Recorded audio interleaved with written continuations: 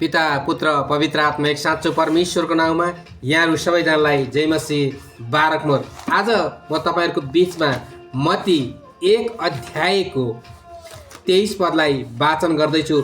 मत्ती 1 अध्यायको 23 पदमा यसो भनेको छ, हेर कन्याले गर्भधारण गर्नेछन् र तिनले एउटा पुत्र जन्माउनेछन् र उहाँको नाम इमानुएल राखिनेछ, जसको अर्थ हो परमेश्वर हामीहरूसँग।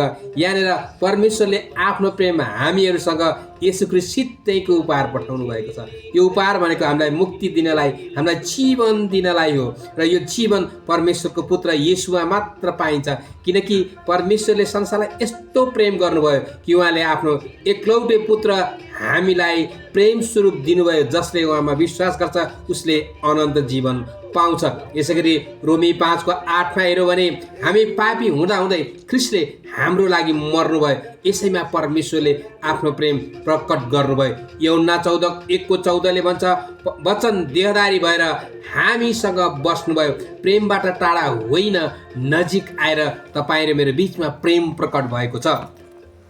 यूहन्ना 4:9 पहिले यूहन्ना 4:9 र 10 हेऱ्यौँ भने परमेश्वरले आफ्नो एकलौटे पुत्र संसारमा पठाउनु भयो ताकि उहाँद्वारा हामी जीवन पाऊँ। परमेश्वरले हामीलाई जीवन दिनको लागि प्रेम स्वरूप पठाउनु भएको छ।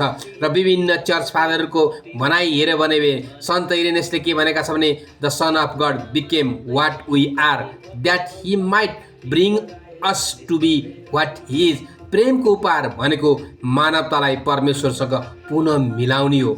सन्त अथेनेसले के भने, the goodness of God would not permit humanity to perish. परमेश्वरको प्रेम निष्क्रिय रहेन, त्यसले पुत्रलाई संसारमा पठाउनु भयो। सन्त ग्रेगोरीले अफ नाजियन्सले के भने, God assume our nature out of love. प्रेमले नै अवतार अथवा देहधारको सम्भव बनायो। सन्त अगस्टिनले भने, the manger was a gift of love before the cross became its proof.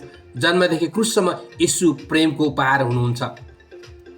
अन्य धर्मशास्त्रीय विद्वानहरूको भनाइमा कालबार्थले के भने, Jesus Christ is the God gracious yes to humanity.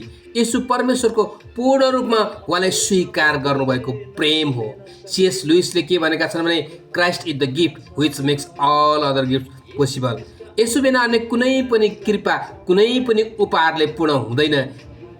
Anti राइटले के भने, in Jesus God gives himself to the world. येशू ख्रीष्टमा परमेश्वर स्वयं संसारलाई उपहार दिनुभएको हो। अन्तमा हामीले के हेर्ने, परमेश्वरले संसारलाई प्रेमको उपहार पठाउनु भनेको कुनै वस्तु होइन, कुनै विचार मात्र होइन, तर येशू ख्रीष्ट परमेश्वर स्वयंलाई दिनुभयो। यसकारण परमेश्वरको प्रेमको उपहार मुक्तिको माध्यमद्वारा सबै मानिससँग बस्ने अथवा परमेश्वर इमानुएल हुनुहुन्छ भनेर हामीले मत्ती 1:23 हेऱ्यौँ। यसकारण हामीले यो क्रिसमसको सन्देश भनेको नै प्रेमको सन्देश होस्, तपाईँहरूको बिचमा परमेश्वरको प्रेम पुगोस्। आमेन।